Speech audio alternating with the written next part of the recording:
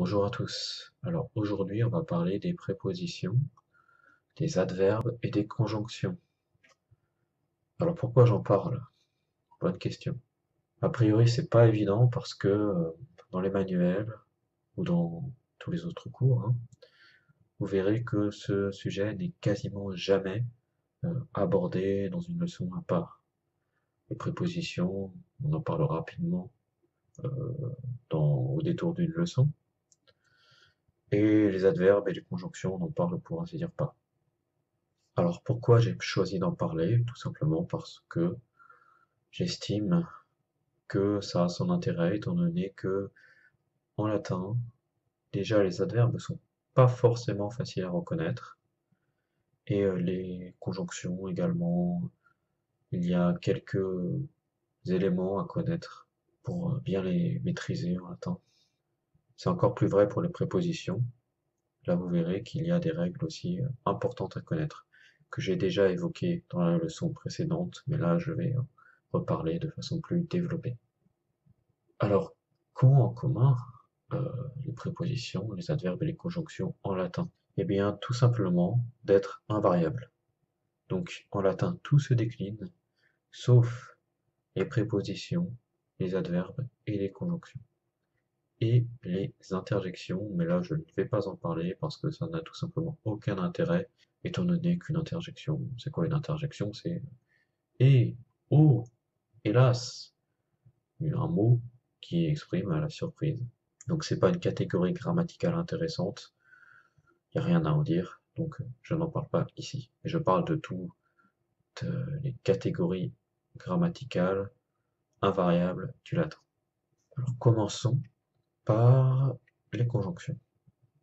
En français, une conjonction sert à lier des mots ou des sections de phrases entre eux. Elle est invariable. Donc, qu'est-ce qu'une conjonction? Donc, exemple de conjonction. Cunégonde et Hortense cherchent leur vache, mais ne la trouvent pas. Et c'est une conjonction qui lie Cunégonde et Hortense. Cunégonde, Hortense cherchent leur vache, ce serait beaucoup moins clair. Et mais, ça lie Cunégonde et Hortense cherchent leur vache à l'autre section de phrase, ne la trouvent pas. Donc vous voyez qu'une conjonction, c'est pas forcément un lien d'association, ça peut aussi être un lien exprimant une opposition. Alors en latin, il en est de même. Avec les adverbes, les prépositions et les interjections, les conjonctions sont les seuls types de mots à ne pas se décliner. Donc, comme je vous l'ai déjà dit, là je parle de toutes les catégories grammaticales invariables en latin. Donc, les conjonctions ne se déclinent pas en latin. Par exemple, et en latin, ça va se dire et. En fait, le T en français provient du latin certainement. Il a certainement pratiquement jamais été prononcé, en tout cas depuis le 9e siècle au moins. Et mais ça va dire sed. Donc c'est des mots qui vont jamais changer en latin. Ça va toujours rester comme ça ne se décline pas. Comme en français, les conjonctions peuvent être corrélées entre elles. Alors ça, c'est un point important. J'attends pas forcément que vous le compreniez immédiatement, tout de suite, dans le détail, mais il faut que on vous en parle un moment, il faut que vous le sachiez.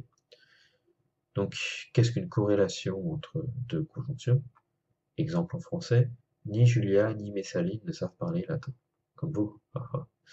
Donc, ni, vous voyez que c'est corrélé à l'autre ni, parce que sans ce ni, il ne pourrait pas exister, il n'aurait aucun sens. Julia ni Messaline ne savent parler latin, ou ni Julia Messaline ne savent parler latin, ça ne veut rien dire.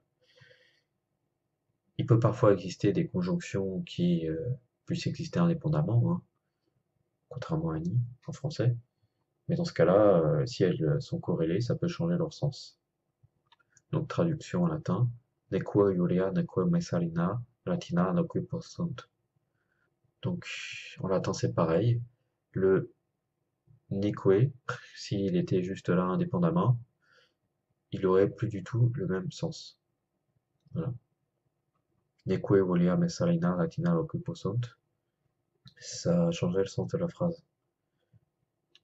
Donc, dans le sens qu'ils ont, on ne peut pas séparer l'un des néqués de l'autre. Ils sont corrélés entre eux. Alors maintenant, je vais vous parler des adverbes. Alors les adverbes, je vais un petit peu m'étendre, et même peut-être un peu trop, puisque je vais aborder des points que vous n'allez pas immédiatement comprendre, très certainement. Étant donné qu'il appelle des connaissances que vous n'avez pas forcément encore, mais je vais tout de même en parler parce que j'essaye d'être complet dans mes leçons, je vous l'ai déjà dit. Donc, vous n'êtes pas obligé de retenir ça tout de suite, mais vous pouvez revoir plus tard pour mieux comprendre. Donc, si vous êtes débutant, euh, vous n'êtes pas obligé de retenir tout ce que je vais dire là. En français, un adverbe est un mot servant à préciser le sens ou les circonstances d'une action présentée par un verbe. Il est invariable. Exemple: hier, Gertrude chantait bien, mais Ursule médiocrement. Hier, c'est un adverbe qui sert à préciser le temps. Bien, c'est un adverbe qualitatif. Donc là, vous voyez qu'on pourrait se passer de hier, on pourrait se passer de bien. Les adverbes sont généralement euh, dispensables et servent plutôt à préciser les circonstances. Il en est de même en latin, avec les prépositions, les interjections et les conjonctions. C'est le seul type de mot à ne pas se décliner. Ça, j'en ai déjà parlé, hein. Donc les adverbes ne se déclinent pas en latin. Hier, ça va se traduire par ieri, et ça va jamais se décliner, ça va toujours rester ieri. Pareil, bien, ça va se traduire par bene, ceux qui font du latin, pardon, ceux qui font de l'italien connaissent, et bien, ça ne va jamais changer. Ce sera toujours comme ça. Alors, un peu plus sur les adverbes, là je commence à aborder des notions compliquées que vous n'êtes pas obligé de retenir pour l'instant, mais si vous le retenez, ce serait très bien quand même. Comme en français, les adverbes sont généralement issus d'adjectifs et plus rarement de noms. Lentus, lente. Lentus, c'est un adjectif en latin, donc il se décline, on verra ça dans une leçon future. Sachez juste qu'en latin, les adjectifs se déclinent. Par contre, l'adverbe tiré de cet adjectif ne se décline pas en latin, il va toujours rester comme ça. C'est comme en français, lent, ça peut être changé en lente, ou on peut rajouter un s, donc des variables, alors que lentement, l'adjectif qui est tiré de lent est invariable. Quelques terminaisons récurrentes: et, lente, lentement, o, certo, certainement, ter, en audactaire, audacieusement, im, furtim, en secret. Donc, pourquoi je parle de ça? Parce que en latin, on trouve pour les adverbes des terminaisons récurrentes, et ces terminaisons récurrentes, c'est bien de les connaître. Comme ça permet de faciliter l'analyse de la phrase quand on fait de la version. Donc, quand on voit un tir, par exemple, on sait qu'il y a de fortes chances que ce soit un adverbe. Et donc, on va pas chercher je ne sais quoi, je ne sais. Pareil, im. On sait que ça a de fortes chances d'être un adverbe. Il existe quelques noms qui peuvent se décliner en im à l'accusatif singulier, mais c'est rarissime. Rime. Bon, bref. Donc ça peut poser difficulté, surtout aux latinistes débutants ou d'un niveau intermédiaire, même si quand on a atteint un certain niveau, comme moi, on les reconnaît facilement. Les adverbes issus d'adjectifs peuvent posséder trois formes qui correspondent au degré de comparaison, avec les terminaisons e, ius et. Saepe, ça va vouloir dire souvent, saepius très souvent, saepissime le plus souvent. Alors comment vous expliquer ça? Ça, c'est peut-être le point que j'avais le moins envie d'aborder en fait, puisque vous ne savez pas encore vraiment ce que c'est qu'un degré de comparaison, sauf si vous avez quelques notions de grammaire, ce qui m'étonnerait. Non, non, je plaisante. Euh, mais ce que je veux dire, c'est que vous savez pas tellement comment ça se passe en latin. Sachez donc qu'en latin, bon, un degré de comparaison, c'est il y a trois degrés de comparaison. Il y a le degré 0, c'est l'adjectif ou l'adverbe normal, sans rien de spécial. Le comparatif de supériorité, ça veut dire que c'est plus grand, par exemple, pour employer l'adjectif grand en français, c'est plus grand que quelque chose. Et le superlatif, c'est-à-dire le plus grand. Donc en latin, c'est pareil, il y a ces degrés de comparaison, mais en latin, on va pas utiliser de périphrase généralement, comme en français. On va pas dire plus ou le plus, généralement, ça arrive quelquefois, mais généralement on ne le fait pas. On va utiliser la désinence pour exprimer que c'est un superlatif ou un comparatif de supériorité. Et au neutre, ce comparatif de supériorité ou superlatif a des terminaisons spéciales. Bref, là je me suis vraiment lancé dans des explications un peu compliquées, hein. Bref, vous n'êtes pas obligé de retenir ça maintenant, mais plus tard, n'hésitez pas à revoir cette leçon et vous comprendrez mieux quand vous serez dans un niveau plutôt intermédiaire. Donc, ça vous permettra de... C'est un truc utile pour décoder une phrase en latin et le lire plus facilement. Certains adverbes de lieu, de temps, de manière et de quantité sont corrélés entre eux et forment un système. Alors ça, c'est un point que j'ai hésité à aborder aussi. Bon, sachez, je vais peut-être vous mettre un lien en bas, qu'il existe tout un ensemble, un tableau euh, de corrélation entre certains adverbes. C'est-à-dire, vous trouvez pour une même racine, vous trouverez des terminaisons différentes, et ces terminaisons différentes vont exprimer le temps, le lieu ou la manière. Bon, malheureusement, j'ai pas l'exemple en tête, mais de toute façon, je vous mettrai un lien en bas et vous verrez comment ça fonctionne. Alors, les prépositions, le plus important, ce que je voulais aborder en priorité, même si je l'ai déjà un peu abordé. En français, les prépositions servent à lier un mot ou un groupe de mots à un mot ou un groupe de mots qui remplit une fonction de complément. Exemple. Le rat palmé d'Ursule est mangé par son chat. C'est un peu stupide pour Ursule de prendre un chat avec son rat palmé, mais bon. Euh, pas des êtres qui cohabitent très bien. Donc, par son chat, ça va servir de complément à le rat palmé d'Ursule est mangé. Ça rajoute une information. Donc, comment on va déterminer quelle sorte de complément c'est, hein? Ça pourrait être un complément du nom, ça pourrait être un complément circonstanciel de temps, de lieu. Eh bien, c'est à cause de la préposition qui lie le complément au reste de la phrase, la sépare. Voilà. Donc, on sait que c'est pas un complément circonstanciel, enfin que c'est pas du lieu, ça pourrait être avec, complément circonstanciel d'association. Le rat palmé d'Ursule est mangé avec son chat. En latin, les prépositions peuvent paraître inutiles étant donné que la nature du complément est normalement indiquée par le cas. Exemple, domus domini, la maison du maître. Voilà, donc là, le cas vous indique la nature du complément, on sait que c'est un complément du nom parce qu'il y a un génitif. Elles sont toutefois souvent utilisées dans un souci de précision, les cas employés seuls étant souvent trop vagues. Donc, on pense que dans la langue dont est issu le latin, c'est-à-dire l'indo-européen commun, langue construite, très mal connue, on utilisait très peu de prépositions ou pas du tout. En latin, toutefois, il y a une évolution qui va amener plus tard aux langues romanes, hein, qui continue encore, c'est que de plus en plus, euh, des prépositions vont être employées pour préciser le sens du complément. Donc là, domus domini, c'est clair, mais dans d'autres cas, si on va par exemple utiliser un ablatif domus domino, franchement, qu'est-ce que ça veut dire, quoi? La maison avec le maître, la maison dont est originaire le maître, la maison dont... Voilà, donc s'il n'y avait pas de préposition, en latin, on serait souvent bien embêté. En latin, la préposition précède presque toujours le mot sur lequel elle porte.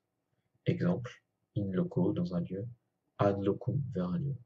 Là, je vous donne quelques éléments de syntaxe. In loco, in va toujours être avant loco, jamais après. Très rarement, plus que rarement même. Ad locum, pareil, ad va toujours être avant locum, juste avant, et très rarement dans une autre position. Je pense vraiment que c'est seulement en poésie qu'on peut trouver éventuellement quelques fantaisies, enfin surtout en poésie en tout cas. La préposition induit le cas du mot qu'elle précède. sera soit l'ablatif, soit l'accusatif. On dit qu'elle régit son cas. Ça, c'est encore une innovation du latin par rapport à la langue dont il provient, un européen commun. C'est-à-dire qu'après une préposition, il va y avoir un cas obligé généralement. Ça va être soit l'ablatif, soit l'accusatif. Et ce cas, il est obligé par la préposition. Donc par exemple, après ad, qui signifie vers, comme je l'ai déjà dit, on va toujours trouver l'accusatif. On va jamais trouver un autre cas. Trois prépositions peuvent induire les deux cas. In, dans, sub, sous, et super, au-dessus, au-delà. On emploie alors l'accusatif pour exprimer un mouvement, l'ablatif pour indiquer une position stable. Donc, exemple, in Mediolano sum, je suis à Milan. Là, vous êtes à Milan, vous y êtes vraiment, vous êtes dans une position stable. Par contre, in Mediolanum eo, je vais à Milan. Là, comme vous avez employé le verbe aller, vous êtes dans un mouvement, donc on va employer l'accusatif avec in, pas l'ablatif. Donc, il y a trois prépositions qui peuvent induire en latin les deux cas, c'est in, sub et super. Faut surtout le savoir pour in, sub, super, rencontre moi. Sachant qu'à l'origine, l'accusatif, ça exprimait vraiment une idée de mouvement euh, dans les langues ayant précédé le latin. C'est pourquoi on trouve cette règle. Et c'est aussi quelque chose qui influe d'autres éléments qu'on verra plus tard. Alors, vocabulaire maintenant. Préposition régissant l'ablatif. En fait, là, je vous cite. Il est indispensable, en fait, en latin, de connaître les prépositions, enfin, d'en connaître un certain nombre, les plus courantes, étant donné qu'on les trouve très fréquemment. Donc là, je vous cite quelques-unes parmi les plus fréquentes. Je vous ai cité toutes celles qui régissaient l'ablatif ou les deux cas, mais pas toutes celles qui régissaient l'accusatif. Donc, en fait, il y en a beaucoup plus pour celles qui régissent l'accusatif. Mais sachez que là, vous trouvez tout ce qui régit l'ablatif et les deux cas. Alors, ab en latin signifie à partir de. Donc, pourquoi j'ai mis le P entre parenthèses, hein, c'est parce que ne se prononce pas devant consonne.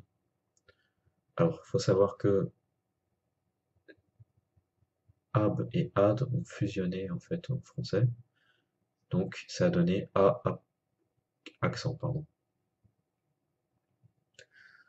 Donc c'est de là que vient a accent avec ad. Coram signifie près de, il n'y a pas d'exemple de rapport avec le français qui me vient. Cum signifie avec.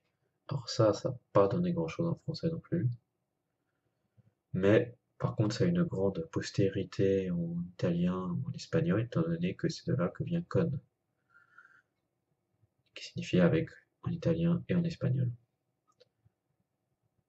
Ex signifie hors de. Alors directement, ça n'a rien donné en français comme dans les langues romanes, mais vous l'avez sûrement déjà entendu, certainement même. Ex, mari, c'est de là que vient l'expression mon ex, et on dit aussi ex pour énormément de choses. On l'a repris du latin, et maintenant c'est employé vraiment pour énormément de choses. Prae signifie devant. C'est peut-être de là que vient prêt, mais je suis pas sûr. Prêt, P-R-E-S. Mais en tout cas, c'est de là que vient, par exemple, dans des composés comme préféré, pré, ça vient de prae. Donc c'est de là que vient le préfixe pré. Pro signifie devant, pour. Je crois que c'est de là que vient pour, mais j'en suis pas sûr. Vérifiez, n'hésitez pas. Donc pro, on le voit toujours hein, dans de nombreuses expressions, être pro quelque chose, pour cela, voilà. Pas la peine de vous faire un dessin. C'est une reprise du latin. Ciné signifie sans. Je suis pas sûr du tout que sans vienne de ciné. Ça m'étonnerait même. Même si c'est pas impossible. On peut faire le rapprochement peut-être. Bref. Alors maintenant passons aux prépositions régissant l'accusatif. Ad, j'en ai déjà énormément parlé, hein, ça signifie vers. Apud signifie chez. Ça n'a rien donné dans la langue romane, je crois. Ante signifie avant, devant. C'est utilisé dans de nombreux préfixes en français. antérieur, c'est pas vraiment un préfixe, mais contra, ça signifie contre, hein, c'est de là que vient le mot contre. Inter signifie entre, c'est de là que vient entre. Donc on peut le voir très souvent, international, c'est un préfixe très fréquent. Per signifie à travers, c'est de là que vient par. En italien, c'est resté très fidèle puisqu'on dit encore per. Post signifie après. Ça aussi, c'est un préfixe très fréquent en français, hein. Pas la peine de vous donner d'exemple. Donc, concernant les prépositions régissant les deux cas, comme je vous ai dit, il n'y en a que trois. In signifie dans, c'est de là que vient en français, en. Sub signifie sous, c'est de là que vient sous, je crois. Et supra signifie au-delà. C'est pas la peine encore de vous donner d'exemple, hein. Vous voyez bien que ça, on l'utilise toujours dans beaucoup de préfixes. Alors là, vous remarquerez que en latin, finalement, les prépositions finalement correspondent assez rarement à des prépositions en français. C'est souvent comme ça dans les langues, il y a des effets de recomposition. In agris flagro Claudius servi Blacium vulnerat. Alors, où est le sujet? Où est le verbe? Le verbe, c'est vulnerat. Il est la troisième personne du singulier, du présent. Donc, blesse. Claudius, comme on sait que Claudius appartient à la deuxième déclinaison, tous les noms de la deuxième déclinaison qui utilisent par us sont des nominatifs singuliers. Donc, on sait que c'est Claudius qui va être le sujet, quoi qu'il arrive, même si serui finit par i, donc on aurait pu penser à un nominatif pluriel aussi, mais là on sait dans le contexte que ça pourra pas être du nominatif pluriel, étant donné que il n'y a aucune raison que c'en soit. Donc, Claudius sujet, vulnerat blesse, brachium, ça aurait pu aussi être un nominatif singulier, puisqu'on sait que les noms neutres de la deuxième déclinaison se terminent par au nominatif singulier. Mais dans le contexte, ça a strictement aucun sens, hein. Le bras, en plus, c'est impossible grammaticalement, pardon, déjà. Mais en plus, dans le contexte, ça n'a aucun sens. Le bras va pas blesser Claudius. Voilà. Donc, Claudius blesse le bras, c'est l'accusatif singulier du coup. Là, servi, on a dit que c'était certainement du génitif singulier, donc de l'esclave. Pourquoi flagro? Eh bien, flagro, ça pourrait signifier deux choses. Soit c'est un complément d'objet indirect, ce serait du datif, soit c'est un ablatif. Et dans ce cas-là, c'est probablement un complément circonstanciel de moyen, avec un fouet. Donc Claude blesse le bras de l'esclave pour un fouet, ça veut rien dire. Donc on va se douter que c'est de l'ablatif avec un fouet. In agris, on vient de le voir, hein, c'est suivi soit de l'accusatif, soit de l'ablatif. Mais là, ce sera de l'ablatif, puisque on est dans une position stable, hein, il n'y a pas de mouvement. Donc, dans les champs, Claude blesse le bras de l'esclave avec un fouet. Avec un fouet, ou avec son fouet, ou avec le fouet. Ça, le latin est flou là-dessus. Servus flatet clamat ad dominum. Cours, dominé. Alors là, encore une fois, où est le sujet? Où est les verbes? Ou les verbes? Le sujet, on voit que c'est cerveau, ça se finit par os. Les verbes, c'est flat et clamat, hein, on le reconnaît bien. Le premier fait partie du deuxième groupe, le deuxième du premier groupe, et c'est du présent. Donc l'esclave pleure et crie. Ad dominum. Après ad, on sait qu'il y a obligatoirement l'accusatif, donc vers le seigneur ou le maître. Et cours, je vous mets en bas que ça signifie pourquoi. Donc, pourquoi seigneur? Dominé étant du vocatif. Les très rares cas, on en voit. Donc, l'esclave pleure et crie vers le Seigneur. Pourquoi Seigneur? Sachant qu'il est extrêmement insolent de faire ça. Moi, là, il faut tout à fait, à mon avis, prendre le parti du maître. Là, l'esclave fait preuve d'une audace parfaitement inadmissible. Claudius gaudet, nam servus nunc magis laborabit. Alors, on voit déjà la première section de phrase, c'est Claudius gaudet, une virgule après. Donc, Claudius, sujet, termine par us, et gaudet, se réjouit. C'est un verbe. Nam servus nunc magis laborabit. Nam, c'est, ça signifie car. Là, le sujet, c'est servus, ça signifie par us, donc l'esclave. Laborabit, travaillera, puisque ça se finit par bi. Donc, on reconnaît la terminaison du futur, troisième personne du singulier, puisqu'il y a un T à la fin, et que on a le suffixe be. Donc, car l'esclave, maintenant, travaillera plus. Vous remarquez l'indulgence de Claudius qui réagit pas à l'impertinence de l'esclave. Amabat agorum servis magis laborare ubere. La dernière est un petit peu plus compliquée. Est-ce qu'on voit un sujet? Est-ce qu'on voit un verbe là-dedans? Alors non, on voit pas de sujet évident. Donc on sait dans ce cas que le sujet, il va être inclus dans le verbe. Donc ça va être inclus dans amabat. Donc on va traduire ça par il aimait. Les verbes c'est laborare et iubere. Et amabat, hein, évidemment. Il aimait travailler ordonné. Donc ça a aucun sens. Donc on va chercher un complément d'objet direct ou indirect. Qu'est-ce qu'on peut trouver comme objet complément d'objet indirect? On trouve dans servis, terminaison is, celle du datif pluriel dans les noms de la deuxième déclinaison en latin. Donc il aimait ordonner, ça c'est un sens, hein, aux esclaves, puisque ça se finit par is, c'est du datif pluriel. Quoi? Laborare, travailler. Comme il y a magis, ça signifie plus, de travailler plus. Alors il reste agorum, hein. On sait que c'est du génitif pluriel parce que la terminaison orum, ça va toujours être du génitif pluriel. Donc, avec quoi ce génitif pluriel pourrait aller? Seulement les esclaves. Donc, il aimait ordonner aux esclaves de travailler des champs, de travailler plus. Voilà. Donc, en fait, Claudius, là, a une sorte de modèle de maître efficace. Il gère parfaitement bien ses esclaves.